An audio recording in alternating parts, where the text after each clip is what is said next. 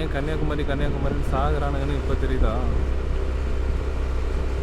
இதெல்லாம் விட்டுட்டு எங்களுக்கு வாழ தெரியாதியா. நாங்கள் தயவு செஞ்சு ஏதோ தெரியாமல் படிச்சுட்டோம்.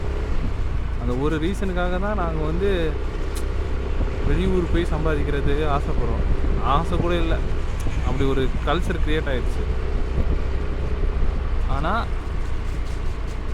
நாங்கள் இன்னும் ஆசைப்படுறது எங்கள் ஊர்லேயே எங்கள் ஃப்ரெண்ட்ஸ் கூடயே காலையில் ஆனால் வேலைக்கு போயிட்டு சாயங்காலம் ஆனால் வீட்டுக்கு வந்துட்டு ஜாலியாக சாட்டர்டே சண்டே ஆனால் ஊரை சுற்றி அரட்டை அடிச்சுட்டு அந்த ஒரு மாதிரி கிட்டில் லைஃப்னு சொல்லுவாங்கல்ல, அந்த கிட்டில் லைஃப் என்ஜாய் பண்ணோம்.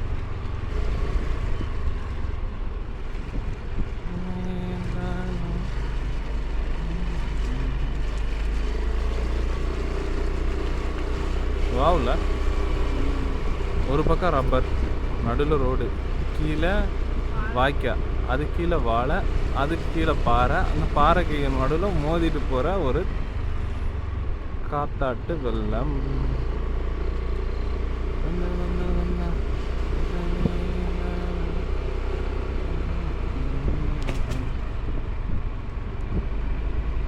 மறந்து